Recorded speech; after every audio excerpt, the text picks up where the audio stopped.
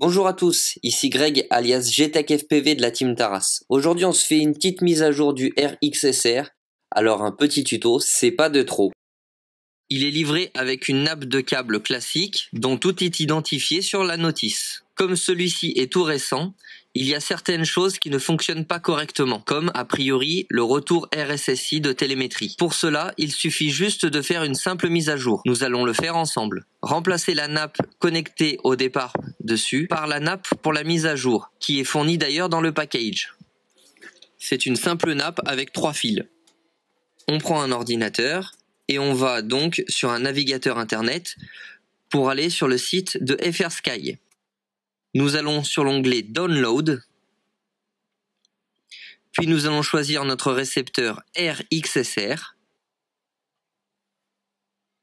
Nous allons choisir Firmware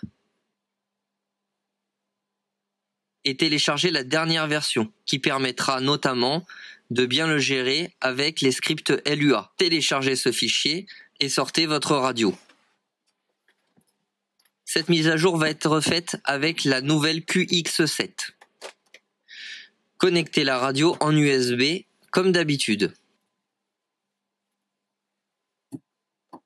Pour cela, branchez le câble USB du côté de la radio, mais surtout pas du côté PC pour l'instant. Les deux trims à l'intérieur et le bouton Power pour démarrer en bootloader. Ensuite, je connecte l'USB du côté PC. La radio va donc servir de lecteur de carte mémoire. Nous allons pouvoir accéder à la carte mémoire qui est à l'intérieur de la QX7.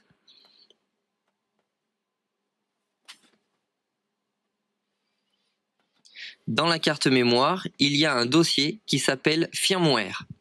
Vous récupérez et dézippez le firmware téléchargé et prenez la version que vous désirez pour la mettre dans ce dossier firmware.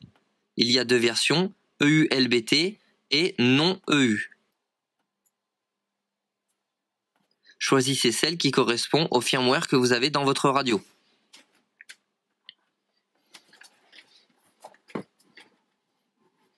Débranchez le câble USB.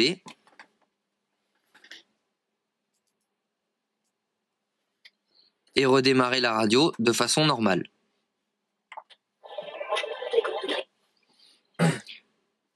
Nous allons maintenant mettre à jour le RXSR.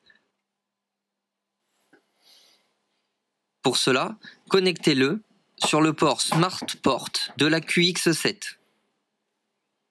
Sur une Taranis QX9, vous pouvez le connecter à l'arrière de la radio. Allez dans le menu de la radio, c'est-à-dire un appui long sur le bouton Menu. Sur la page numéro 2, nous avons la possibilité de lire le contenu de la carte SD. Allez dans le dossier Firmware et sélectionnez le firmware que nous venons d'installer. Attention, sur Mac, il y a un fichier qui a la même appellation que le fichier qui nous concerne, mais avec un tiret devant. Surtout, ne pas l'utiliser. Utilisez bien les fichiers qui n'ont pas de tiret devant. Un appui long sur Entrée et choisissez le choix Flasher module externe. L'écriture démarre et le RXSR s'allume et se met à jour.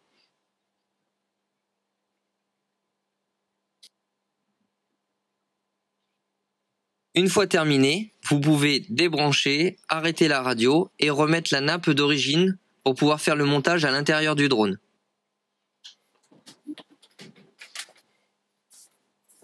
Regardons maintenant le schéma qu'il y a sur la notice pour ne pas se tromper sur les différents câbles. Je vais pouvoir enlever de la nappe les câbles qui ne me serviront pas. Ici, le S-Bus IN qui sert uniquement quand le récepteur sert de redondant et également la télémétrie car comme je suis sur un Hobby-Wing, la télémétrie devra être uniquement récupérée sur une pin spécifique. Chez FrSky, la télémétrie d'origine sur la nappe est une télémétrie qui est inversée. Sur l'Hobby-Wing, à l'entrée où nous allons mettre la télémétrie, il n'y a pas d'inverseur. Le composant n'existe pas. Pour cela, il faut que je rentre un signal télémétrie non inversé. Ce signal peut se récupérer sur une petite pin qu'il y a sur le RXSR. Donc prenez un câble et soudez-le sur cette petite pastille identifiée P. Et voilà, il n'y a plus qu'à mettre une petite gaine thermo et brancher tout cela à votre FC. Ciao!